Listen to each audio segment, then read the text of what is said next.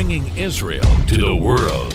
This is IBN News. With News of Israel, I'm Susan Michaels. President Reuven Rivlin is urging Israelis not to sink into despair and lose faith in democracy following the Knesset vote to dissolve itself and head to an unprecedented third election in less than a year.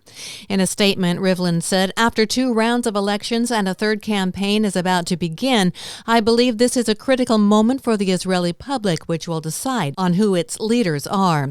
He continued, "Israeli democracy was and still is a source of pride. I hope that we will be able to grow as a people and a society from the division and disagreement that separates us to agreement and action that benefits us all." The new elections will be held on March 2nd, 2020. A joint delegation of prominent members of both the Arab and Jewish communities in the West Bank was attacked by members of the anti-Israel boycott, sanctions, and divestment movement in Spain earlier this week. The delegation arrived in Madrid to meet with members of the Spanish Parliament and discuss the European Union Court of Justice decision to label products from West Bank settlements. During a panel discussion, BDS members started waving PLO flags, flinging insults, rioting, and trying to attack both Arab and Jewish members of the delegation.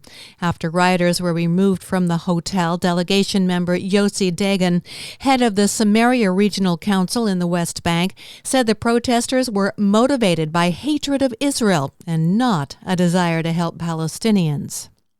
Prime Minister Benjamin Netanyahu applauded U.S. President Donald Trump's executive order, which targets the growing problem of anti-Semitic harassment on college campuses in America.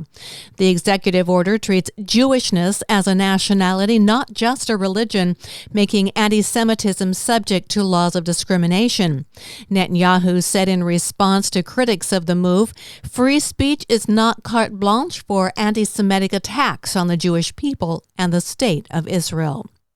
And both Yisrael Beitenu head Avigdor Lieberman and Benny Gantz of Blue and White say they would consider agreeing to a pardon for Prime Minister Benjamin Netanyahu on charges of bribery, fraud, and breach of trust if he agrees to retire from political life.